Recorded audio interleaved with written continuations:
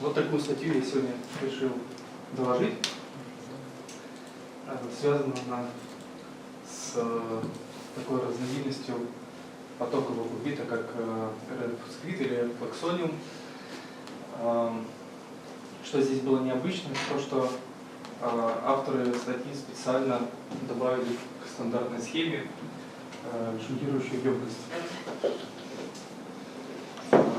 Ну вот, назвали его Capacity Reshunt Fluxonium. Чуть позже я расскажу, для чего это было сделано.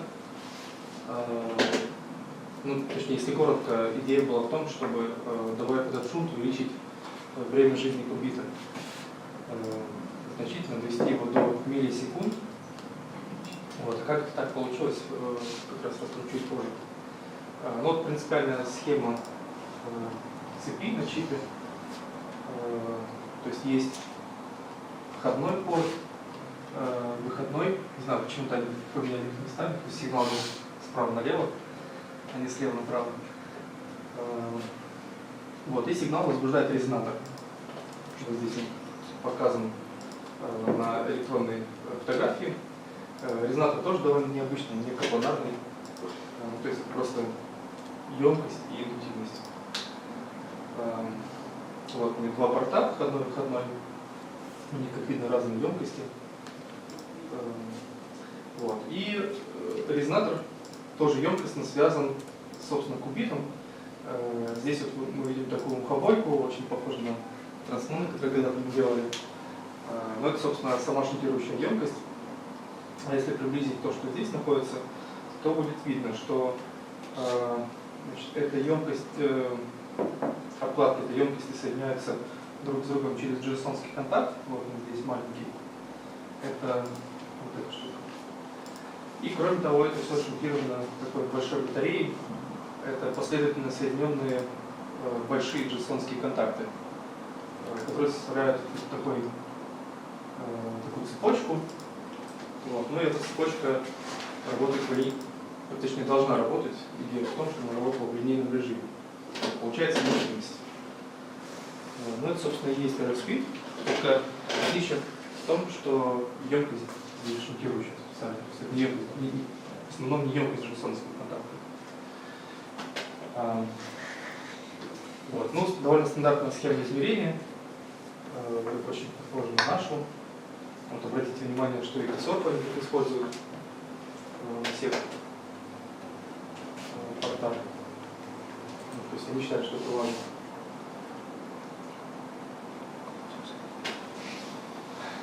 Вот, двигаемся дальше, да? Еще раз. Оранжевый резонатор, который в этом трансмон находится. Вот здесь? Да. Что за кишка и что за... Чем разница между кишкой и...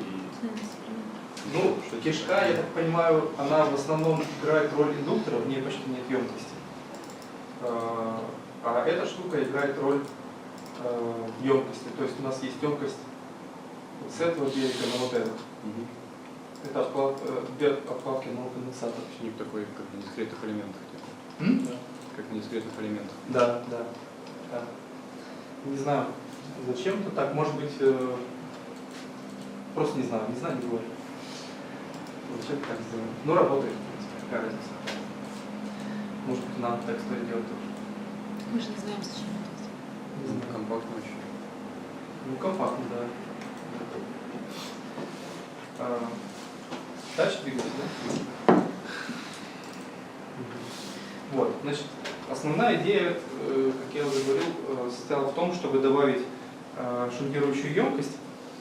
Вот. А это приводит, в свою очередь, к тому, что вот эти вот ямы или колодцы, которые имеются в спектре такого кубита, они становятся очень сильно изолированными друг от друга. То есть вот эти вот состояния, самые нижние состояния в каждом колодце, они обозначаются КЖ,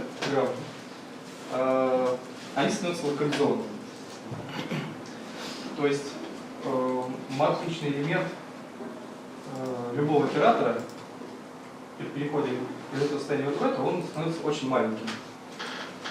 Вот. Ну, то есть фактически они делают с помощью большой емкости очень маленькую плазменную частоту, Вот. И вот этот переход становится практически невозможным. Вот. Собственно, в этом и есть основная идея.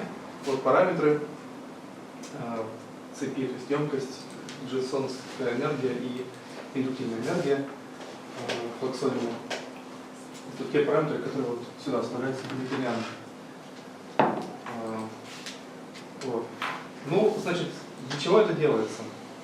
Для чего нужно локализовать вот это вот состояние? Нужно это для того, чтобы время Т1 стало очень большим. Ну, вот формулка для Т1, она учитывает то, что гамильтониан может там как-то зависеть от какого-то параметра лямбда. Ой, по-моему, даже. Да, не важно. В общем, смысл в том, чтобы матричные элементы переходов для любого оператора, как какого-нибудь абстрактного оператора, они были очень маленькими. Они утверждают в этой статье, что с увеличением ЕЦ экспоненциально падает. С уменьшением ЕЦ экспоненциально будет падать этот матричный элемент, и таким образом они надеются, что время Т1 будет расти. По-моему, логика немножко другая. Ну, во-первых, емкость позволяет зажать зарядную энергию, да? Флаксовый, наклон флаксовый, по флаксу это есть индуктивность, то есть является индуктивностью. То есть они уменьшают зарядовые шумы. Вот. Ну, то есть не вообще DH под лямбда, а DH под это. Ну, вот именно они про это не говорят. Они говорят, что DH по DF, ну, магнитный поток, он остается таким же, не зависит от емкости. Да. Но вот именно авторы этой статьи, они говорят, что их мотивация была именно в том, чтобы локализовать вот эти вот состояния, чтобы невозможно были переходы. Нет, локализовать это понятно, ну, как бы невозможно переходы, да, просто как бы емкость-то масса, поэтому чисто, ну, можно сказать, через плазменную частоту, уменьшается плазменная частота. Да. Про зарядную дисперсию говорилось в другой статье. На самом деле там были две статьи в одном журнале, по одной и той же, про вот эту шунтированную емкость флаксониума. Я потом упомяну эту статью. Вот. Значит, там из Мэриленда группа, они утверждают, что тут такое соотношение зарядовой джейсонской энергии, что не очень большое отношение. То есть с точки зрения зарядовой дисперсии тут как бы даже должно быть хуже, чем у трансмонов обычных. Но эти же авторы утверждают, что это не проблема, потому что все шокировано большой индуктивностью, ну, в общем-то, в паре вот это вот даже небольшое отношение джейсонской к зарядовой энергии дает вместе с большой индуктивностью какой-то эффект такой, что зарядная дисперсия здесь не очень важна. Не, ну именно заряд, да, магнитная, это опять же определяется магнитная энергия, EL. Да. Ну, хорошо. Ну, в общем, как утверждают авторы, главная идея была в том, чтобы подавить переходы, вот, и у них это действительно очень хорошо удалось. Ну, перед тем, как это обсудить, мы сначала рассмотрим спектр. Это однотоновый спектр такого кубита. Значит, здесь что видно? Здесь в первую очередь виден резонатор.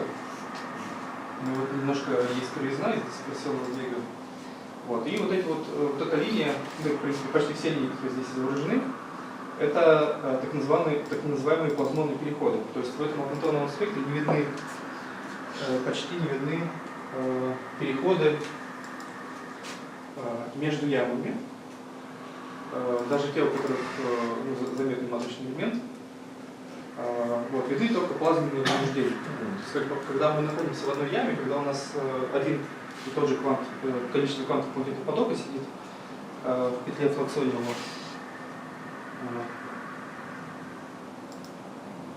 Вот, то есть, когда здесь одно и то же количество квантов сидит, вот эта штука, она имеет практически неизменную индуктивность, и в принципе у нас эта штука становится похожа на трансмон. То есть у нас есть плазменные колебания, у них там почти гармонический спектр, и вот эти вот переходы мы здесь видим на однотонном спектре. У них есть небольшая дисперсия от магнитного поля, потому что немножечко форма колодца искривляется.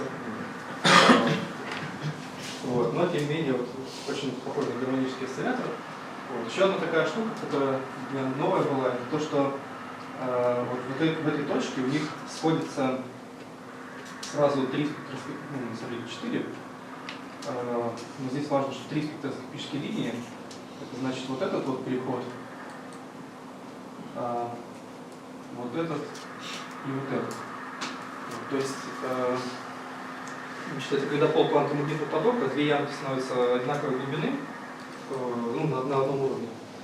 Вот. И, значит, у них совпадают, собственно, плазменные переходы внутри одного колодца. И вот такие переходы. Вот. И когда эти 3 спектроскопические линии пересекаются, вот такой ромбообразный антикроссинг получается. Он как-то не очень тривиально фитуется, то есть здесь на самом деле антикроссингов несколько. Вот здесь есть маленький и вот такой ромбик. Вот эти линии вроде бы как не антикроссинг. Ну, в общем, они утверждают, что все это очень хорошо фитуется с помощью той модели Гамильтониана, которая ранее была заведена. И из нее можно извлечь туннельный матричный элемент, ну, для переходов вот между этими состояниями и вот этими состояниями. Ну, они там извлекают, но оказывается, вот этот оказывается очень маленький. Какие-то мегагерцы. То есть G0, E1 и G1, E0 должны быть очень маленькие все-таки переходы. G0, E1, да? Ну, они оказываются сильно больше, чем вот этот переход. Ну вот характерное отношение матричных элементов. Значит, TE. Ты имеешь в виду вот эти вот переходы? Да. Ну да, они очень маленькие, да. Антикроссинг между чем и чем? Еще раз, вот где снизу, да? Значит, пересекаются 3 спектроскопические линии. Одна это для вот этого перехода, другая для вот этого и третья для вот этого. Вот видно, что когда внешний поток будет равен в точности полкванта, ну, они все будут одинаковые. А G1, E1 там нет? G1, E1. Ну, это то же самое. У нас на самом деле получается 4. Вот, да. Вот одна линия, вот другая. И тут еще 2. 4 линии. Вот, и такая необычная штука. То есть вот тоже антикроссинг, только 4 линий. Ну, там только один антикроссинг, да, все-таки? Нет, там нижний. Это даже трудно назвать каким-то одним или там 2 или 3 или 4 антикроссингами. Это просто пересечение 4 линий. Вот оно вот так сыграет. Не, но снизу не пересекаются, ты говоришь. Нижние точки. Да, Вот, да. вот это. Здесь, в общем, как говорит автор, есть какой-то антикроссинг. Но если это все профитовать, то получится, что здесь тоже какая-то штука. Ну, в общем, довольно необычно, и все это хорошо стосуется. Кубит где? Кубит? Ну, сейчас дальше будет. Вот. Ну, дальше они уже... вы имеете в виду, что это не кубит, потому что это плазменная осцилляция, да? Ну, пока тут, да, куча переходов. Да, вот дальше они представляют бретоновую спектроскопию. Здесь они уже говорят, что наблюдается, собственно, вот эти вот линии для переходов между соседними ямами. И, значит, вот эти двухфотонные, значит, вот они.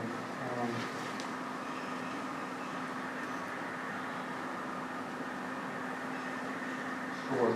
И еще утверждается, что есть какие-то вот такие переходы, тоже двухфотонные, но я не очень понимаю, почему они двухфотонные. То есть есть одновременно эти же самые переходы однофотонные, и в то же самое время они же только почему-то двухфотонные. Вот. Если кто-нибудь мог их прокомментировать, то я был бы очень рад. Нет, ну двухфотонный, потому что на половине частоте, если наблюдается, да, однофотонный тоже. Ну вот если они однофотонные, то понятно, вот она частота, да? Да. Если двухфотонный, то должен быть прыжок как в 2 раза выше. Ну Да? вот следующий переход, вот там нарисовано, да, это. Вот этот переход, он имеет, ну, длинную диагональ. Он имеет, да, энергию в 2 раза больше. Поэтому, чтобы наблюсти в этом диапазоне частот, можно наблюсти только половину. Да, Ну да, это понятно, потому что между G0 и E1. Да, в чем вопрос? Да? А тут смотрите, G0, G-1. То есть прыжок получается отсюда и сюда. Ну, пожалуйста. G0, G1. Ну, это же одно и то же, да. Вроде бы одно и то же должно быть. Если это однофотонный, это двухфотонный. Сейчас. Переходы между одними и теми же уровнями. Есть Нет. и однофотонный, и двухфотонный. Что это значит? Сейчас. G0, G1, G0, G1. Нет, ну двухфотонный он просто в 2 раза меньше энергии будет иметь. Он на этой картинке не будет виден. Масштаб вертикальной оси очень узкий. Он, наверное, есть, да, он просто не будет виден. Ну как он может быть одновременно и однофотонный, и двухфотонный? Ну а как? Сколько угодно фотонов? Я имею в виду, что ну, на одну и ту же энергию скачать. 2 фотона, чтобы не видно. Ну вы тогда выше входите, вы не в Нет, желе. нет. 2 фотона в 2 раза меньше частоты получается. Ну, почему здесь на спектре? Да, А где? Почему они вот в таком узком диапазоне Такой спектра же видны? частотой. Почему он виден не с энергией там 2, Сейчас. 35? Есть самый руками? Маркер. Сейчас. G0, G1, да? Вот где вот тут здесь сейчас G0, G1. G0, Ну вот они. вот G0, G1. Хорошо. Вот здесь вот точки вырождения, вот он, да? Теперь G0, G1 двухфотонный. Где он? Вот, коричневый, да? G0, G1 двухфотонный, он должен быть, вообще говоря, в 2 раза больше энергии иметь. Да. Два раза меньше. Ну я могу разве что предположить, что... Нет, не знаю. Что ты имеется в виду через резонатор двухфотонный? Частота резонатора какая? Может быть, Да, кстати, еще что стоит заметить, то что вот именно для этого флаксона они почему-то спроектировали, чтобы значит, частота резонатора была очень близка к этому плазменному переходу. Это раз. И два, в это же самое время при ноль квантового магнитного потока вот этот вот подъем, то есть EL 2π в квадрате пополам. Пополам, да? пих. Ну зависит от А, определения. вот Ну, не важно, да, вот зависит это, от да. определения. Вот этот подъем он в точности равен плазменной частоте. Я не знаю, специально они это подогнали или как, но в общем есть такая особенность. Ну ладно, тем не менее, даже не очень важно понять, почему там есть и однофотонный, и двухфотонный переход между женой. Ну, наверное, фотон действительно с участием фотонов резонанса. Они близко. Это может быть. Вот. Ну ладно. В общем, есть однотоновый спектр, есть двутоновый спектр. Вот. Ну, соответственно, вот есть вот эти вот переходы. G1, и специфические линии, они очень тонкие. Вот. И дальше они что делают? Они попытались пронаблюдать радиоосцилляции между уровнями 0 и 1. То есть для переходов между соседними ямами. Вот. И у них это не очень получилось. То есть радиочастота получалась при довольно большой мощности, очень маленькая, и за время там, предполагаемого переворота просто уже терялась когерентность. Вот. Характерная для наблюдателей была несколько сот микросекунд. То есть никаких радиоосцилляций они, собственно, не смогли пронаблюдать, они смогли просто пронаблюдать, как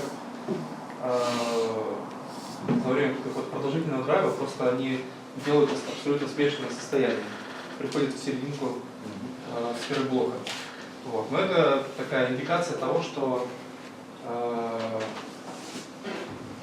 очень маленький капнинг между этими уровнями 0 и 1, матричный элемент перехода.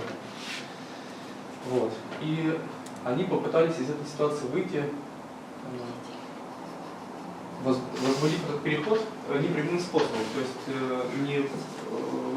помощью фотонов с вот такой энергией, разницы энергии между уровнями, а отправляет два сигнала с частотами, соответствующими переходу вот на этот уровень F0, ну или около него, и потом с F0 на G1. Вот такие раби, с помощью раби переходов они это пытались сделать. Вот, и это у них уже получилось. Ну тут, во-первых, они не утверждают, что они это увидели с помощью дисперсионного сдвига, но в принципе как бы понятно, что они измеряют прохождение резонатора, то есть, наверное, видят, что возникает какой-то дисперсионный сдвиг, и они могут не совсем попадать вот в этот уровень F0 с помощью сигнала накачки. Ну, тут один из них они условно называют памп, другой проб. То есть могут немножко не попадать. Главное, чтобы сумма вот этих вот стрелочек соответствовала приходу из 0 в 1. Это видно за два графика. То есть если эти стрелочки приводят с этого уровня на этот, то в принципе переход есть. Если шаг в сторону, то перехода не будет. Вот. И они утверждают, что это когерентный переход. Получается, значит, вот картинка раби-осцилляций. Видим, что можно двумя драйвами через промежуточный уровень сделать возбуждение. То есть как бы они смогли обойти эту проблему и заселить, вроде бы, сделать заключенный переход. Это длительность пампа или проба? Это длительность обоих. То есть они одновременно включают памп-проб и одновременно это выключают. Особенность вот этой схемы возбуждения в том, что вам нужно одновременно синхронно два сигнала подавать в разных частотах. Почему одновременно? Ведь он же не перекачался еще. Еще, допустим, если памп его перекачивают. Нет, как только начало перекачиваться туда, и сразу же начало перекачиваться вниз. Я не знаю, что будет, если не одновременно, но они утверждают, что они делают одновременно.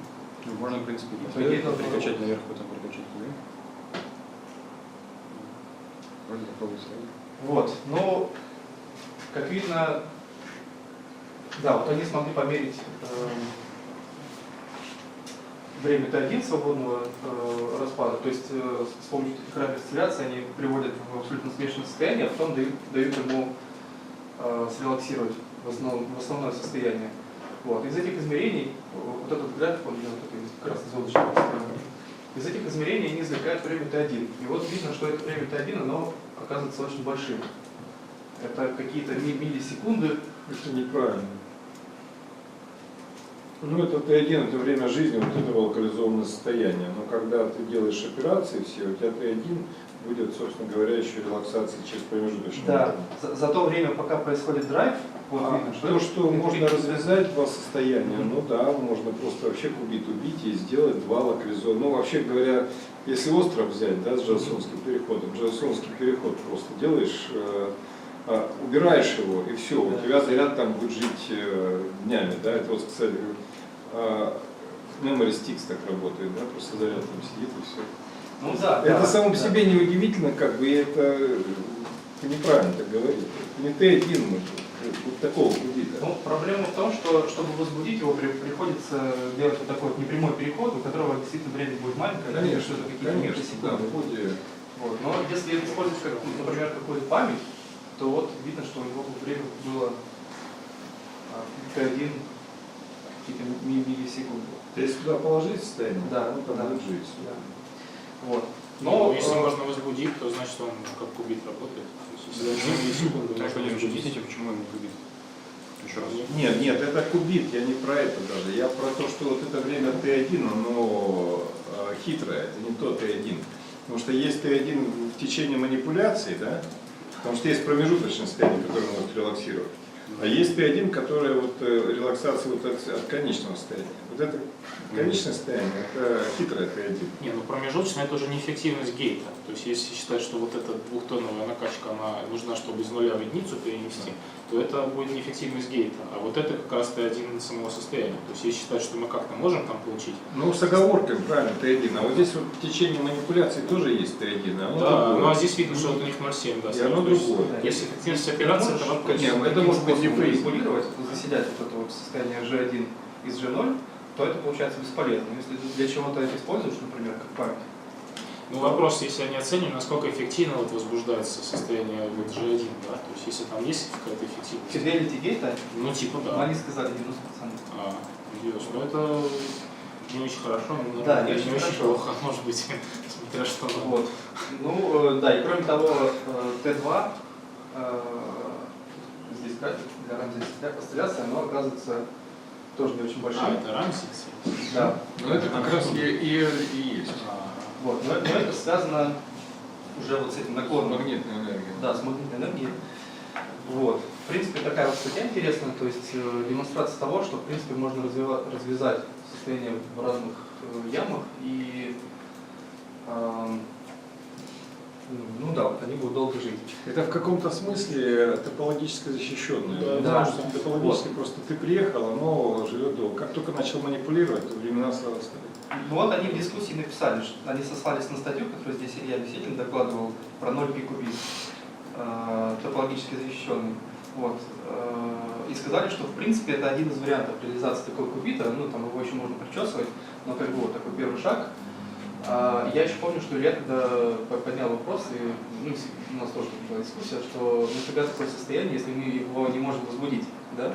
И здесь вот в принципе наглядно видно, что у вас может быть топологически защищенный в каком-то смысле кубит, но вы ничего с ним не сможете сделать. Вот здесь пример, что чтобы что-то сделать, вам нужно связываться через какие-то другие уровни, и получается некогерентность.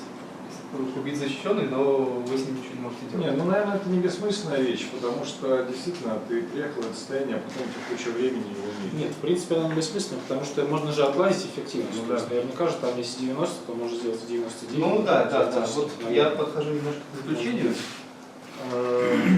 Быстро у меня получилось.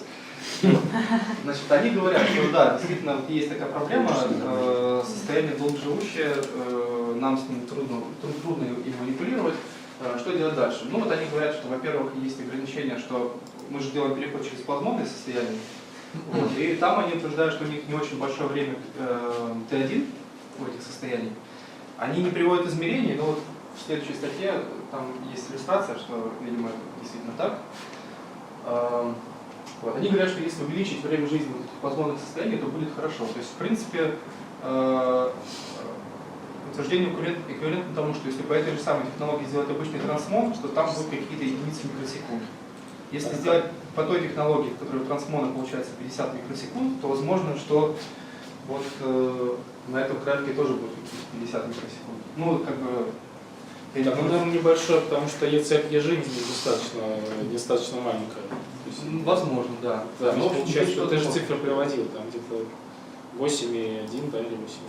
Небольшое отношение, да, не То там. есть это не трансмон вообще. Ну это плохой трансмон еще пока что. Да. А если он будет лучше, то не факт, что эти переходы вообще нужно будет делать. Конечно, здесь Тут все одно за другое зацепляется. Вот. Дальше они говорят, что они только попробовали одну модулную технику. Может быть, можно какие-то другие использовать. Ну, там, не знаю, например, как-то вот использовать связь между этими состояниями или что-то в этом роде. В общем, такая демонстрация. Тут понятно, что структура уровней богатая, перебирать уровни можно много. Вот. Но, в общем, какие-то такие вот есть мультимодовые способы возмущения. Кстати, они бы еще могли смещать вот этот поток, быстро менять, когда бы они в СЖ1 смещали бы в оптимальную точку. И, может быть, не было такой, в этом смысле, границы. Вот. Правда, уже не G1, прям, Еще одна вещь, это вот интересно. Т2, как увеличить. Ну вот они говорят, что можно увеличить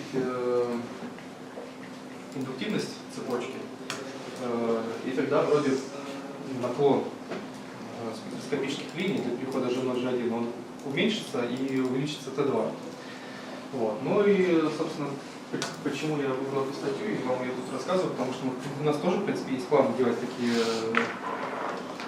RF-скриды с очень большой индуктивностью, и нам тоже надо как-то заранее об этом подумать, чтобы там, подобрать наклон правильно, то есть не брать, просто копировать там из других авторов, а подумать, чтобы у нас тоже было побольше сразу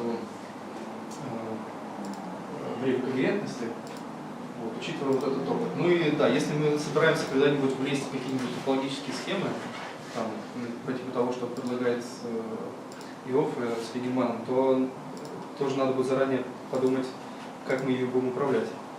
Кажется, что это не тривиальная штука. Вот. Ну и бонус, вот эта статья, когда я только что доложил, она шла в журнале один за другим вот с этой статьей. Вот, авторы, там, Муночерян в конце стоит. Значит, они друг на друга ссылаются, говорят, что знакомы с результатами друг друга. И, в принципе, очень похожие вещи они делают. То есть здесь тоже флаксониум, только они ставили сквит, чтобы регулировать джексоновскую энергию в маленькой петле, в большой петле вот, индуктивность. Мы мерили его в трехмерном резонаторе. Тоже вот такая картинка очень похожая. Плазмонные переходы, фрикционные переходы с перебросом квантового потока с проскакиванием фазы. Ну, кстати, да, я еще забыл уточнить, что в этой статье они еще посчитали вот этот матричный элемент для переходов из единицы в ноль для оператора заряда. Он, видимо, у них и отвечает за релаксацию. Значит, это времена Т1 померенные. Вот. И там подбором коэффициента пропорциональности они показывают, что вот эти точки, они в принципе следуют тому, как зависит от внешнего магнитного потока вот этот вот матричный элемент. Вот. То есть они говорят, что они утверждают, что здесь действительно такой большой Т1 получается именно за счет того, что подавляется матричный элемент перехода. Вот. Ну, в общем, похожие вещи говорит Муночерян с авторами. Значит, тоже они тут какие-то матричные элементы демонстрируют, только другой оператор. Они их называют дипольными моментами. Вот. И показывают, что для плазмонных переходов из нуля в двойки или из единицы в тройки этот матричный элемент большой, а для флаксионных переходов, то есть с проскакиванием фазы, получается маленький матричный элемент. Вот. Правда, не понимаю, почему 0,2 большой. Это же почти гармонический осциллятор. 0,2 должен быть подавлен. 0,1 большой должен быть. 0. Наверное, через... Вот как раз таки он подавлен, потому что локализованное состояние 0,1. То есть это переходы между соседними ямами. Нет, я имею в виду в одной яме из 0 в 2. Да. Он должен быть подавлен напрямую. Вообще 0 обычно-то почти. 0,1 большой, 1,2 большой, 2,3 большой, а через 1 они должны быть подавлены, потому что Это такой симметрии, да? это почти гармонический осциллятор. Да. Другое дело, что здесь может быть какой-то хитрый механизм через соседнюю яму за счет того, что там уровни вырождаются. Ну вот все равно время получилось не очень большое. Это Т2, да? Это, да, это Т2. Это распад. Ну, свободный распад, да. Вот. Ну, в общем, какие-то тоже миллисекунды проявляются. Вот. Еще одна такая интересная вещь, которую здесь подняли, на что заострили внимание, то, что казалось бы, что если между вот этими двумя состояниями переход ослаблен, то должен быть очень маленький дисперсионный сдвиг. То есть дисперсионно считывать такую спектроскопическую линию будет трудно, потому что у нее будет маленький G. Ну там, соответственно, G в квадрате, модель тоже будет маленькая. Но вот они тут утверждают, что из-за вот этой вот богатой системы уровней это не так. То есть из каких-то там виртуальных переходов, я уже не углублялся в детали, но получается, что дисперсионный сдвиг все равно будет довольно заметный. То есть при практически нулевом G будет очень хороший дисперсионный сдвиг. Вот. Такой вот результат. То есть, в принципе, Сейчас G это между кубитом и резонатором же. ну да. В общем, как следствие должно быть, что G должно быть маленькое. Потому что время большое, уже маленькое. Оказывается, что тоже. это не проблема. Что значит, что же? Это G между кубитом и резонатором. Да, G между кубитом и G резонатором. Это матричный элемент с кубитом туда входит. Между переходами. Не, это не тот матричный элемент, но все равно он тоже должен быть подавлен. Сейчас. Ну, коэффициент, вот та часть гамильтониана, которая отвечает А, за связь туда между входит. кубитом и резонатором, Да. туда входит оператор Туда входит. для аналогичного трансмона оператора N. Да. Оператор будет другой, но те же самые выборы функции. Так, теперь он говорит, что оператор другой. Ладно. Не, имеется в виду вот что. Имеется в виду, что если ты делаешь вот это типа защищенное, то ты хочешь манипулировать между вот этим, да, нижним синим и нижним красным. То есть ты считаешь, что, например, если ты умеешь перекачивать состояние, да, и оно не релаксирует, то ты делаешь там суперпозицию какую-нибудь, она не релаксирует, да, например. То есть, если предположить, что вот мой знак ровный, да, и переходов нет. То есть ты Ну, примерно. как-то перекачал половинку, например, и яма ровная, соответственно, там эта суперпозиция вроде бы не умирает. Хотя она, конечно, не умирает, потому что диффузировка не пропадает никуда, видимо. Хотя, наверное, она должна подавляться вообще-то. То есть, если две ямы одинаковые, то... Не, ну как, ямы одинаковые, если поле болтается. Ну, они, да, они не ровно в минимум. То есть, да, все равно будет диффузировка. То есть, И N есть. ну да, то есть она все равно остается, то есть она не пропадает.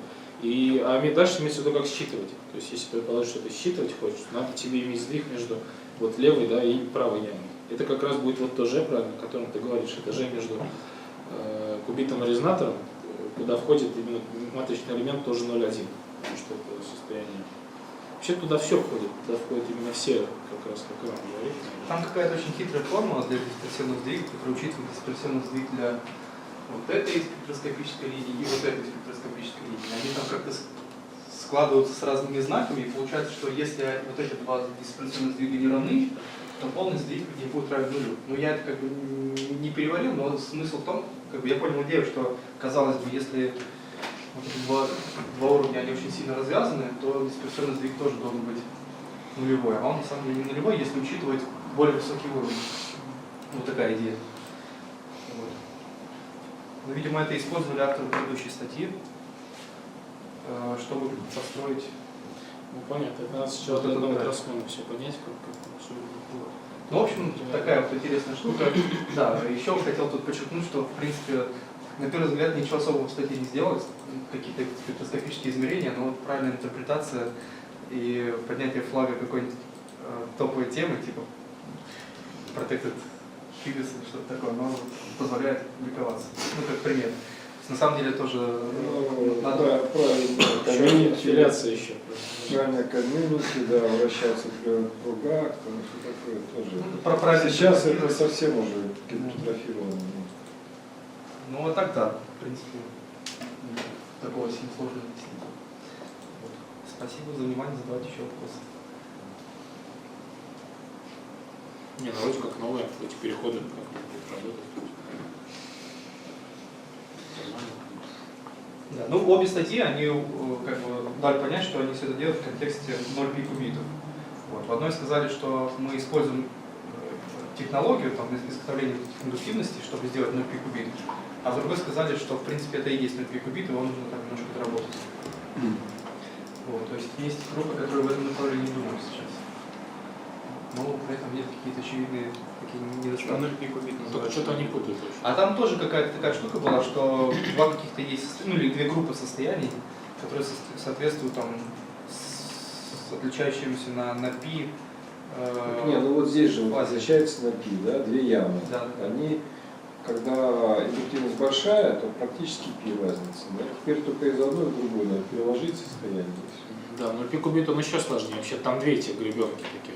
Там вот два таких потенциала, которые Там типа целое разделены. как бы несколько степеней свободы, и там сколько. Да, вот одна из них это вот два таких разных потенциала, которые типа почти не связаны. То есть это еще следующий шаг.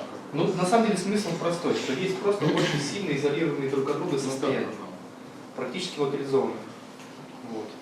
И в принципе там никуда эта проблема не делится, что если они локализованные, то как делать Нет, ну, переходы? проблема всех этих значит, вот таких вот защищенных как бы кубитов, да, что когда ты манипулируешь, то у тебя защита снимается. Ну, это то же самое Т1. Да. Есть Т1, который это яме, да, а есть Т1 в течение манипуляции.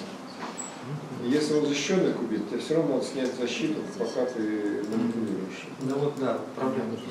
Ну, то есть, как бы ты выигрыш имеешь, да, но он такой технически, в разы, а не на порядке. Можно продемонстрировать, что там большое время, а что с этим делать?